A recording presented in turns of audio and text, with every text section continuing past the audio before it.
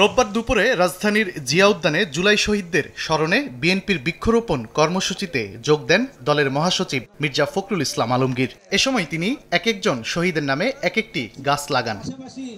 এর আগে জুলাই গণ অভ্যুত্থান স্মরণে আলোচনা সভায় মির্জা ফখরুল ইসলাম আলমগীর বলেন, প্রধান উপদেষ্টার প্রতিশ্রুত ফেব্রুয়ারির মধ্যে নির্বাচনের মাধ্যমে দেশে গণতন্ত্রের উত্তরণ ঘটবে। ভিন্ন মত থাকবে, বহুমাত্রিক মত থাকবে। কেউ গণতন্ত্রে বিশ্বাস করবে, কেউ সমাজতন্ত্রে বিশ্বাস করবে, কেউ আপনার ওয়েলফেয়ার স্টেটে বিশ্বাস করবে।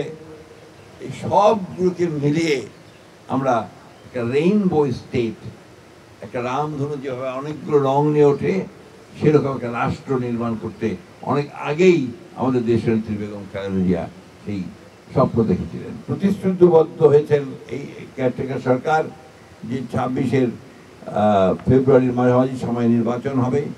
সেই নির্বাচনের মধ্য দিয়ে আমরা জনগণের একটা সরকার তৈরি করতে পারবো। একই দিনে ইঞ্জিনিয়ারিং ইনস্টিটিউশনে সম্মিলিত পেশাজীবী পরিষদের সমাবেশস্থল পরিদর্শন করেন বিএনপির স্থায়ী কমিটির সদস্য ডাক্তার AZM জাহিদ হোসেন। বলেন, মাঠের চিত্র যাই থাকুক, ফ্যাসিবাদের বিরুদ্ধে রাজনৈতিক দলগুলো এক রয়েছে। কে কতটুকু কার সাথে ঐক্যবদ্ধ হতে পারছে সেটা ওই সময় বলা যাবে।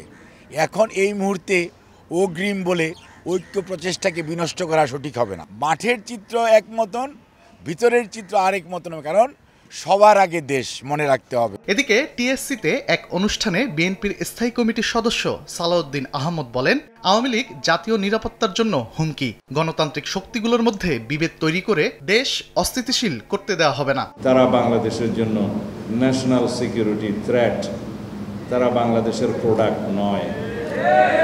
আওয়ামী লীগ কোনো রাজনৈতিক দল নয়।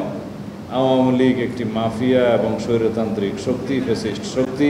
মানবিক মর্যাদা ভিত্তিক সাম্যের বাংলাদেশ, শহীদের প্রত্যাশা, দেশবাসীর প্রত্যাশা তখনও ছিল, অঙ্গীকার এখনও আছে।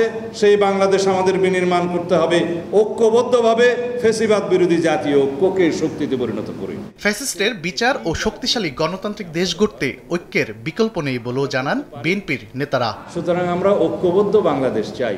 তানভীর হাসান মেঘ, সময় সংবাদ, ঢাকা।